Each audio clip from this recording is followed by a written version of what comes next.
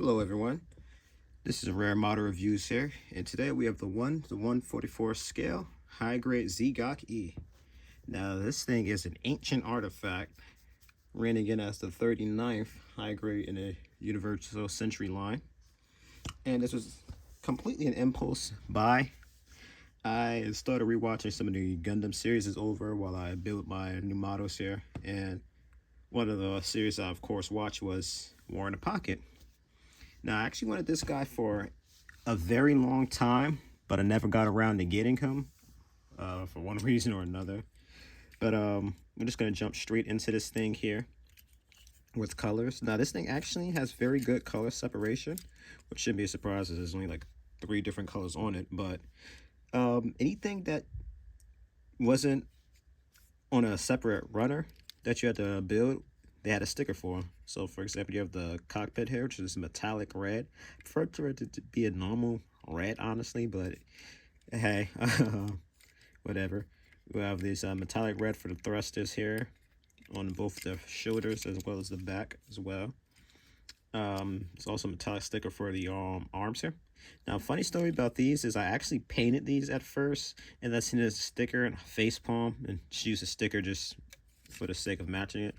The thrusters though on the feet I painted as much as I could. Same for under the crotch here. I painted those red and black in the middle. Now also, if you can make it out on the hands, I painted the inside of that too black, just so it'll pop a little bit more. And shoot, I guess we just get straight onto the articulation here. Really, all of the fingers here can move separately. Now, one gripe I do have about these fingers though, so you can make that out, they do not touch this thumb type claw. This is like the most in it can go. So if you're hoping to do more of a stabbing pose with this thing, you're going to be a little disappointed. Now another box, that's another thing, this part in the arm is very, I don't dare say loose, doesn't really want to stay into one. But what I was trying to say before that happened is the box kind of showed it doing this kind of pose. I guess this is the closest thing they want you to get to a stabbing motion with it. But I also want to mention a HGUC, and I'm pretty sure that one came before this one, by the way. That one you could do a more of a stabbing pose, so it's very interesting that you can't with this one. I actually should have brought that thing out for a size comparison, but I'm not gonna lie, I just wanted to get this review done. I didn't feel like digging around my graveyard of kits. So the arm can do a 360 there. It can move up to about here. Now, this is one of the problems I had with the earlier amphibious kits. They did very strange arm construction for these things. I understand they try to do something unique and true to the series, but again, this is the most the arm can move here.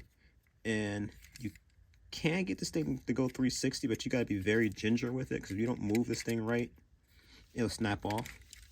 And as you can see here, all these little individual pieces on the arm spin around, but one, they look kind of crappy when you do move them, and two, it doesn't really help with any kind of articulation or anything. It's just very awkward construction on their part. Now, I also forgot to mention, there's like a clear sticker, and not even a sticker, actually it's a part. It's a clear piece of their eye there.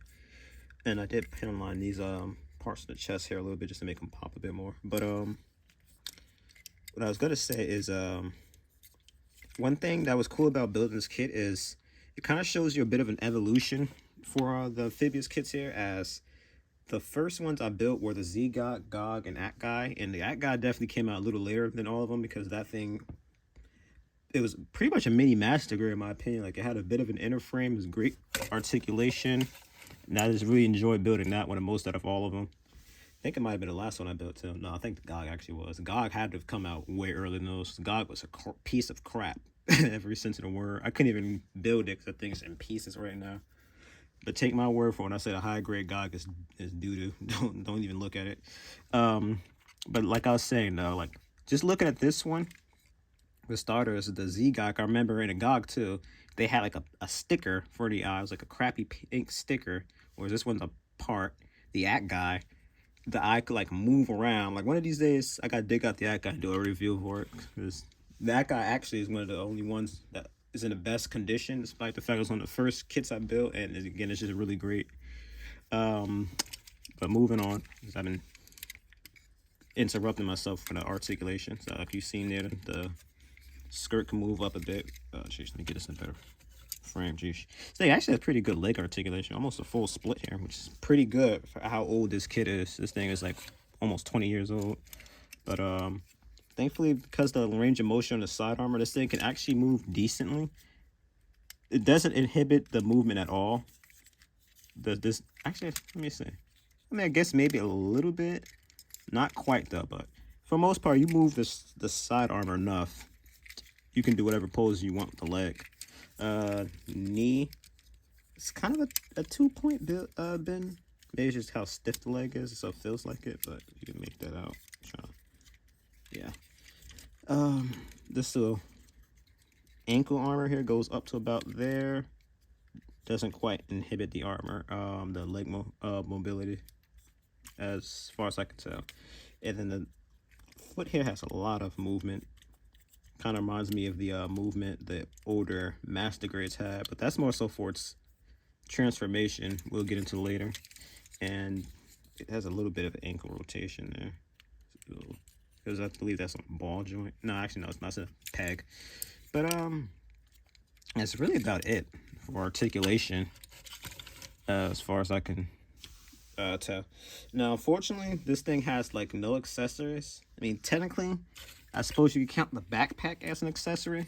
I was gonna actually take it off and put on later, but I mean, if you want to count it, the backpack as an accessory, and this thing is really in here too. You know, you could take this on and off. As you can see, the backpack is pretty well detailed. Can't remember it not having a backpack off, or really, I don't remember the backpack at all. So, you know, I can't attest to whether this thing comes off in combat or you know, or what, but you know, it's there. But that's really, again, that's really it for this thing. If I didn't mention before, this is a sticker here on the shoulder, the Cyclops team insignia, and then there's like a little sticker here for the Xeon crest, which I don't like just because the fact that it's not color match. It's still cool that's there, but it stands out a little too much. I'd prefer for them to color match that the body better, so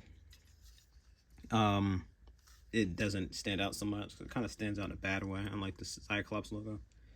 But I'll just do one size comparison with a fellow amphibious suit. So as you can see, these things are about the same size, which is funny. So I remember when I seen this Wagyu in Unicorn, that thing looked like it was huge, but I mean, it's a giant robot. It's supposed to look huge, I suppose.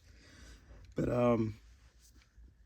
again, I'm gonna give my verdict here for this thing. So of course, it's a simple kit, so it's gonna be a quick review, which is refreshing because I can give my full thoughts before I have to rush an ending. But again, this is an older kit. I consider this like one of the first high grades they put out. Again, because you know, this thing came out almost 20 years ago, and it's pretty solid. I don't think you'll hate this thing if you were to pick it up, build it, and all that. It's a simple, fun, easy build. The results not bad at all. It's pretty detailed. Again, there's not much color correct you need to do except for the thrusters if you want to get into the detail work. But overall, it's just a very good kit. You know, it's just simple. You know, you can't beat simple sometimes. So if you're a fan of amphibious kits, War in the Pocket, or just the suit in general, you know, pick it up. You know, I don't think it'll disappoint you. It won't impress you, but it won't disappoint you either. And actually, almost forgot the semi-transformation this thing kind of has. I mean, basically, it's literally you just fold the feet in like this, and you just kind of flop it on its stomach here like a penguin or something, and you could throw in a backpack for, you know, at least recreate the pictures they showed in the menu. But you know, if you want to call that a transformation, there you go. You know, but yeah. So I really don't think there's anything else I could really say about this thing. You know, like I said, I recommend it for anyone who wants to impulse buy it or as a fan or whatnot. Like I said in unboxing, I doubt we'll ever see this thing on 1 to 100 scale, especially with what happened to the RE line, which is the only chance things like this would have had to be put into a quote-unquote master grade scale. But this is a rare model review, so thank you guys so much for watching. Like, comment, and subscribe. I'll see you in the next review.